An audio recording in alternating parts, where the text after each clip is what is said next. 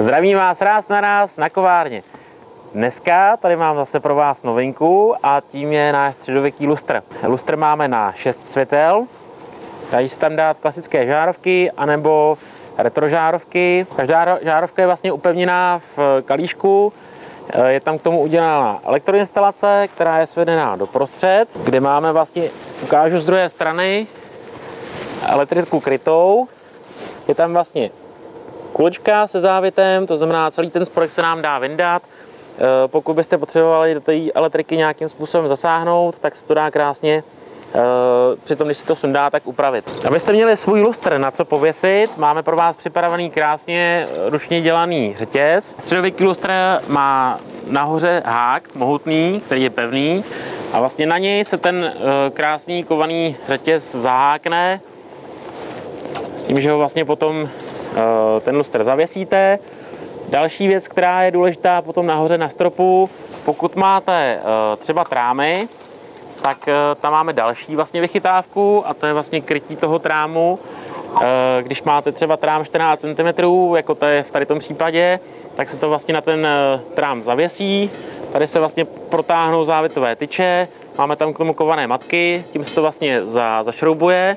A tady dole potom je kovaná rozeta, která je zase uchycená na kované kuličky, to znamená, nemáme tam žádné šrouby klasické, protože to by ten celý design vlastně rušilo. To znamená, všechny uchycení jsou zase dělané tak, aby to k tomu patřilo.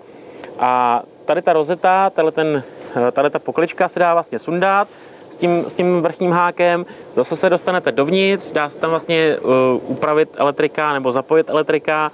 Máte tady vlastně na to dírky, vyvede se kabel, obmotá se okolo toho řetězu a zapojí se na ten samotný lustr. Na tom vršku zase sami vidíte, máme tam mohutný hák, který vlastně to udrží, to znamená, když by náhodou se vám hosti potom chtěli houpat, tak to vydrží jakoukoliv váhu. Když byste trám třeba doma neměli a chtěli to upevnit jenom vlastně na strop, tak v tom případě by se tam vlastně použila jenom ta poklička samotná a upevnění by se udělalo individuálně tak, aby vlastně ten lustr, který váží docela dost, tak aby vám tam vydržel. Ještě když se vrátím k tomu samotnému lustru, tak je vlastně kulatý a to samotné tělo je tvořený mohutným plocháčem, který je rýhovaný, to znamená, že nám tam tvoří takovou strukturu, jako kdybyste měli kůru stromu a vlastně stejný detail a motiv je použit na tom přeplátování u toho vršku, který vlastně přijde na ten trám. Samozřejmě jsme schopni udělat lustry, které se budou hodit i do jiných prostor, to znamená třeba i modernějších. Tady ten bych si představoval v nějaké třeba středověké restauraci anebo v nějakém domečku nebo budově, který má vlastně nějaký rustikální styl. Pokud se vám lustr líbí, můžete nás kontaktovat na e-mailové adrese nebo telefonu a budeme se těšit na vaše objednávky.